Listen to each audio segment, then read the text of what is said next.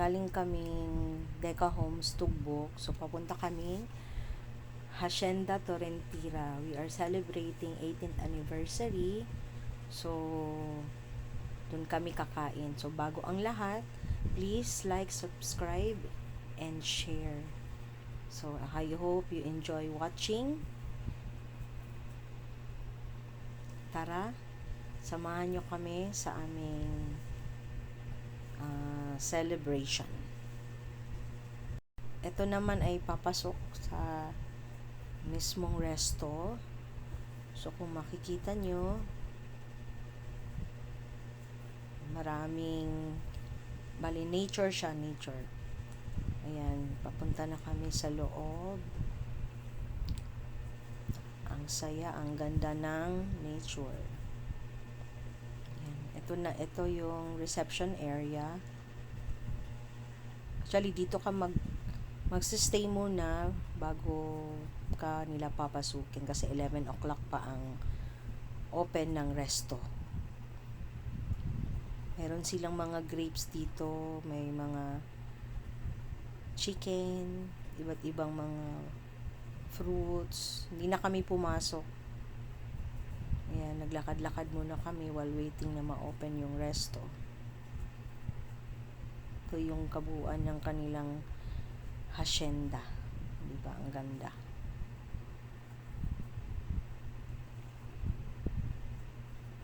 Ayan. Yung lalaki, yun yung may-ari ng hacienda. Yung nakakap. Marami silang andito, puno. May mga iba't ibang may magic fruit sila actually. May magic fruit. Ayan.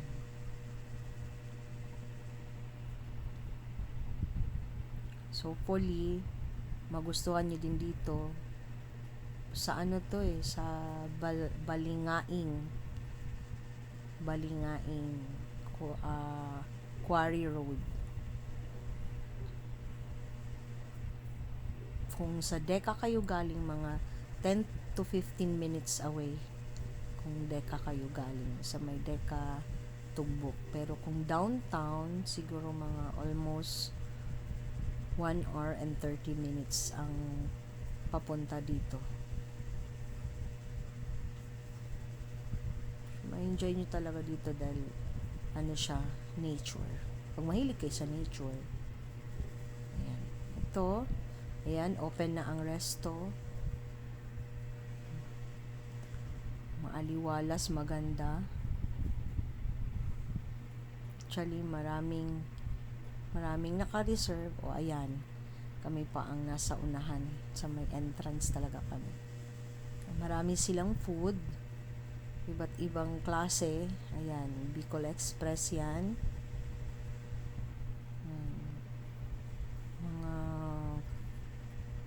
Mga nasa ang dishes nila. Nasa almost 20 ang dishes nila, including mga appetizers.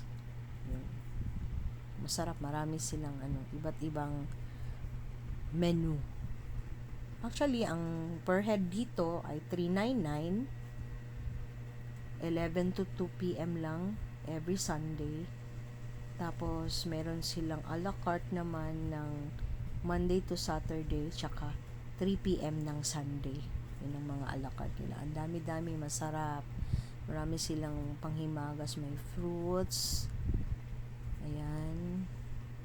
May different juices. Ayan, may stage pa. Pwede ka dyan magpa-picture. Actually, may nagsising along dyan. Kung kumakanta while you eat. Ayan na. Ito na yung kabuuan ng resto nila. Ayan. Nice talaga ang ambience.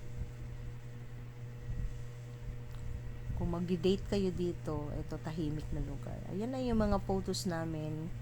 Snapshot lang ng aming while waiting kanina sa reception area.